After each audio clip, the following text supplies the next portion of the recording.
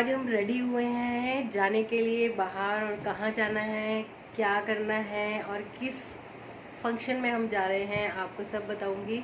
सबसे पहले मैं आपको दिखा देती हूँ सामान जो हमने वहाँ पे गिफ्ट्स देने हैं और किस पर्पज़ के लिए देने हैं वो मैं आपको दिखा देती हूँ। और आप देखिए यहाँ पर मैं क्या क्या लेके आई थी मार्केट से, और जो जो सामान देना है वो सब मैं आपको भी इस ब्लॉग में दिखाऊँगी।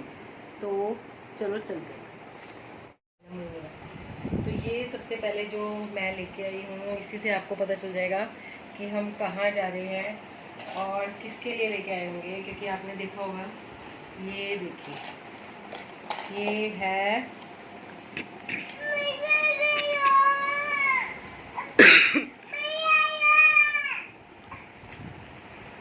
ये है छोटे बेबी के लिए। और किसका बेबी है, किसके लिए, कहाँ जा रही हूँ, ये मैं आपको बाद में बताऊँगी। अभी नहीं, अभी एक मिस्ट्री है, सस्पेंस है।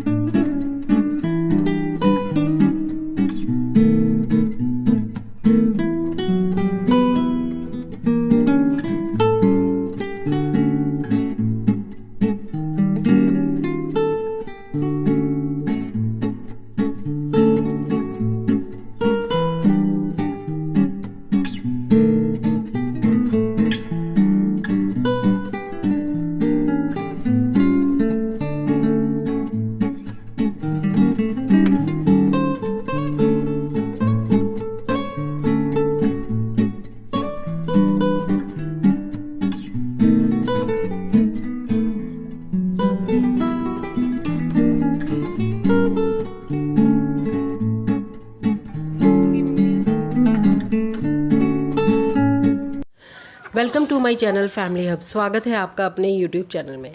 तो यहाँ मैं आपसे मिल रही हूँ अगले दिन। वहाँ सुबह ऑफिस चले गए हस्बैंड और कनिष्क चला गया स्कूल, और यहाँ से मैंने अपना व्लॉग स्टार्ट किया था। तो यहाँ पर मैं अपनी जितना भी मेरे स्नैक्स, ये नमकीन बिस्किट्स वगैरह जो भी आते हैं मंथली, वो मैंने सारा फिल करके रख रही थी दोबारा से जब खाली हो जाते हैं। और ये जो बॉक्स है, जो 4 आप देख रहे हैं कंटेनर्स, ये मैंने इसी चीज़ों के लिए रखे हुए हैं कि कभी भी कोई राशन का सामान हो, कुछ भी आप अपनी मर्ज़ी से रख सकते हो इसमें। एक तो ख़राब नहीं होता है, ऊपर से ये है कि दिखता है और ट्रांसपेरेंट है, तो पता चल जाता है इसमें क्या चीज़ रखी है क्या चीज़। तो खासकर उन बच्चों के लिए तो बहुत ही अच्छा है, जैसे बड़े बच्चे और मम्मी वगैरह कुछ काम कर रही है तो वो बच्चे अपने आप ही निकाल सकते हैं कि इसमें ये है। सारी चीज़ें उलट पुलट करते नहीं हैं फिर बच्चे। तो इसलिए मैंने ये 4 बॉक्स अलग बनाए हुए हैं। कनिष्क के स्नैक्स के नमकीन बिस्किट्स अलग, चिप्स के पैकेट अलग, उसको पता चल जाता है कि इसमें है। और जैसे रस वगैरह होते हैं वो उसमें अलग है। तो कनिष्क ज़्यादा क्रीम वाले बिस्किट्स खाता है तो वो मैं अलग कर रही थी। और जो टाइगर के होते हैं डेली, वो कई बार स्कूल में ले जाता है या फिर चाय के दूध के साथ ले लेता है। वो खाली नहीं पीता चाय या दूध, तो मोस्टली वो दूध ही लेता है। तो उसमें वो बोलते हैं या तो मखाने डालो, कई बार मखाने भी रोज़ हम नहीं डाल सकते हैं। तो इसलिए मैंने कुछ छोटे मोटे स्नैक्स जो भी नमकीन बिस्किट्स होते हैं वो रखे हुए हैं, तो वो ले लेता है इसके साथ। तो यहाँ पे मैं ये चारों डब्बे उठा के रख देती हूँ, जिससे कि अगर कनिष्क को भी लेने हैं तो ले ले। तो यहाँ पे जब सुबह का टाइम था, वो सारा मैंने अपना काम निपटा लिया था झाड़ू पोछे का सुबह उठ के ही। लेकिन यहाँ पर जो है बर्तन वगैरह, डस्टिंग वगैरह फिर भी थोड़ा बहुत रह जाता है, क्योंकि सब अपने टाइम से उठते हैं, हस्बैंड अपने टाइम से उठते हैं। लेकिन हस्बैंड फिर भी कनिष्क को ले जाने के टाइम पे एकदम उठ जाते हैं, वही उसको बस तक ड्रॉप करके आते हैं। मैं नहीं जाती क्योंकि किक्की होती है पीछे से, कई बार वो सो रही होती है, जाग रही होती है, तो उसका ध्यान रखने के लिए। नहीं तो पहले मैं छोड़ देती थी कनिष्क को। तो यहाँ मैं अपनी पूरा किचन का जो स्लैब है वो साफ़ कर रही हूँ प्रॉपर। और स्लैब करने के बाद अच्छे से दूध वूध उबाल दिया था। किकी मेरे साथ ही रहती है, देखिए आपको हर क्लिप में नज़र आएगी। क्योंकि जब ये जाग जाती है तो इसको मेरे से दूर होना 1 मिनट भी अच्छा नहीं लगता। तो ये खेलती ही नहीं है, नीचे बैठा देती हूँ उसको या फिर इसके टॉयज़ वगैरह देती हूँ तो कुछ नहीं खेलती। कोई जो चीज़ आज देख लेती है उससे कल नहीं खेलती। तो यहाँ काउंटर पे बैठा देती हूँ तभी मेरा काम होता है, नहीं तो नहीं। और जहाँ जहाँ मैं जाती हूँ मेरे पीछे पीछे ही रहती है, मेरे साथ साथ। तो बहुत ध्यान भी रखना पड़ता है और काम भी अच्छे से करना पड़ता है, तो दोनों चीज़ें साथ साथ चलती रहती हैं। यहाँ मैं काउंटर और अपनी गैस, चिमनी, जितना जो भी साफ़ करती हूँ, जैसे जो भी आप डिश वॉश जिससे करते हो उसी में जो है मैंने लिक्विड जो है पानी मिला के रखा होता है बॉटल में, थोड़ा सा तो वो हो जाता है, विम हो जाता है, और उसमें थोड़ा सा मैंने पानी मिलाया होता है। फुल बॉटल भर लेती हूँ। तो जब भी यूज़ करना होता है, कुछ साफ़ करना होता है, तो या तो वो मैं अपने जिस डस्टर होता है उस पर डाल देती हूँ, या डायरेक्ट उसको काउंटर पे गैस पे डाल के चिमनी पे डालकर उसको साफ़ कर देती हूँ। एक तो स्मेल नहीं आती किसी भी चीज़ में, डस्टर में भी नहीं आएगी, और ना काउंटर टॉप कहीं पे भी आप कहीं पे भी साफ़ कर रहे हो, गैस वगैरह चिमनी वगैरह, तो वो भी अच्छे से नीट एंड क्लीन हो जाती है। तो कोई भी डिश वॉश जिससे आप करते हैं, बर्तन साफ़ करने वाला लिक्विड, वो थोड़ा सा लास्ट में जब बच जाता है तो उसमें पानी डाल के रखोगे, और फिर उसके बाद कहीं पे भी उसको यूज़ कर सकते हो साफ़ करने के लिए। किचन के काम के लिए स्पेशली बहुत ही अच्छा है। वैसे तो कुछ भी साफ़ कर लो, पर मैं मोस्टली किचन की जितने भी ये होती हैं और सिंक्स वगैरह उसी से साफ़ करती हूँ। तो उसी बॉटल में मैंने पानी भर के फुल रखा हुआ है, और उसी को हर जगह डाल के उसी से साफ़ कर देती हूँ। तो उससे बिल्कुल देखिए आप, काउंटर इतना चमक जाता है और कोई भी किसी भी तरह की चिकनाई भी नहीं रहती। तो इसीलिए वो साफ़ रहता है लंबे समय तक। और यहाँ मैं बर्तन धोना शुरू कर दिए थे, और किकी देखिए मेरे साथ ही बैठी हुई है, वो अपना अपना खेलती रहती है कुछ भी।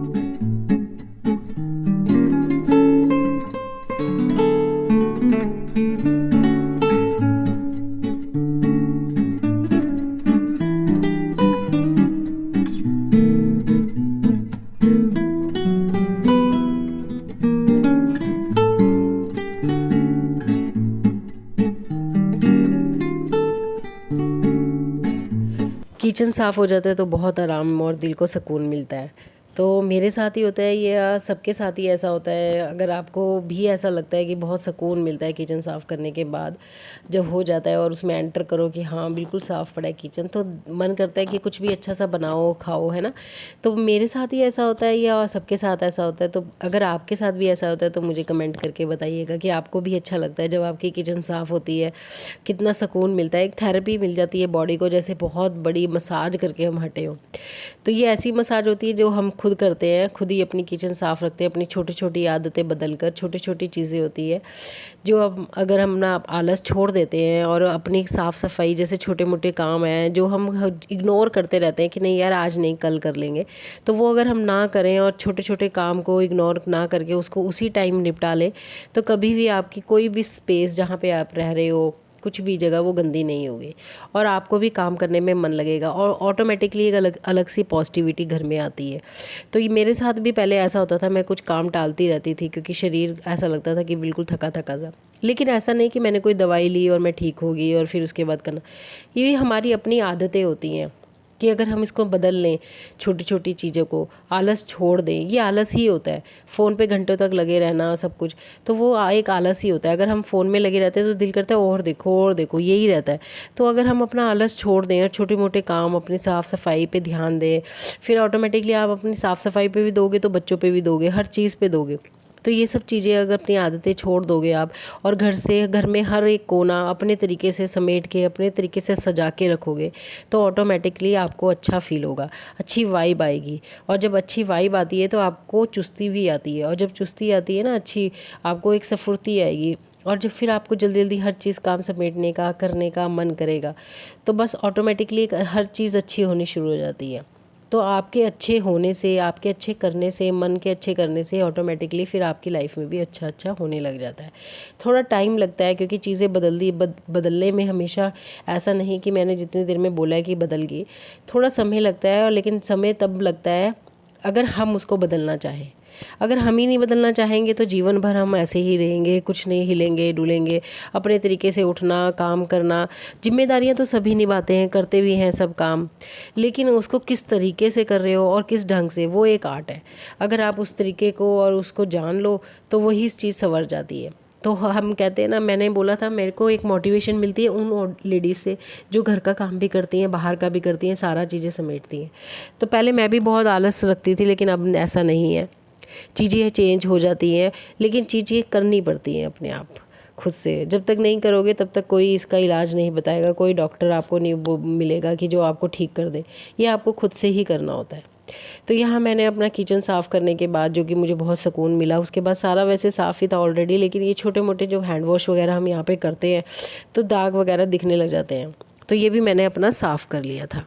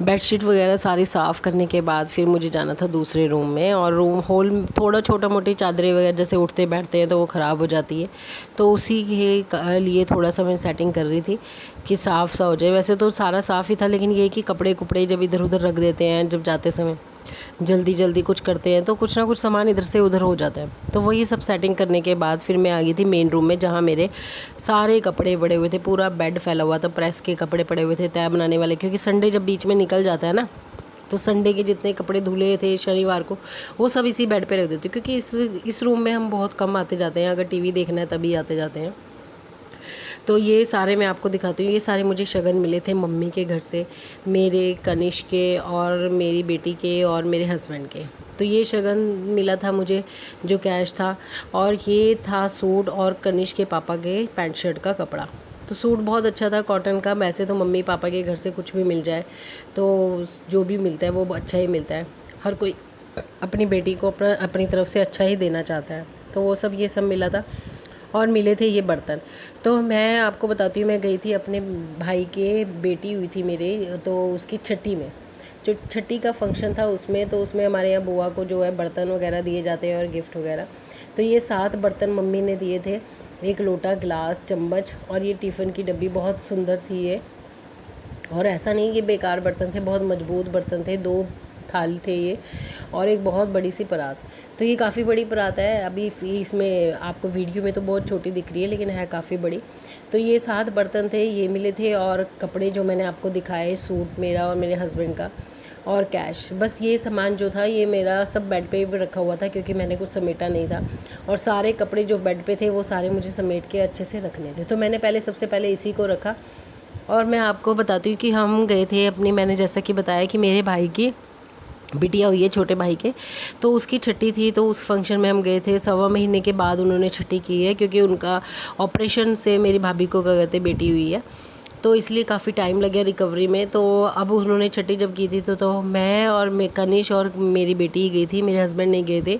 हर फैमिली में छोटे मोटे मन मुटाव होते रहते हैं, तो वो मेरे भी हस्बैंड को कुछ बातें पसंद नहीं आती है, और कुछ बातें क्या कहते होती भी है ऐसी जो नहीं भी पसंद आती है। सही बात है, मैं ये नहीं कहूँगी कि मेरे हस्बैंड गलत है, उनको नहीं आती है तो वो सही है। अगर आज के टाइम पे अगर आप रिश्ते बचा के रखना चाहते हो, सही रखना चाहते हो, तो भाई जैसा आपको लगता है वैसा आप करो, और जैसा मुझे लगता है मैं करूँ। अगर मेरे हस्बैंड मुझे जाने के लिए मना कर देते तो मैं भी ना जाती, लेकिन मेरे हस्बैंड ने मुझे आज तक कभी भी कोई भी बात होती है, कुछ भी छोटी मोटी बात ऐसी हो जाती है नाराज़गी वाली कि उनको नहीं अच्छा लगता उधर जाना मम्मी के घर, तो वो नहीं जाते।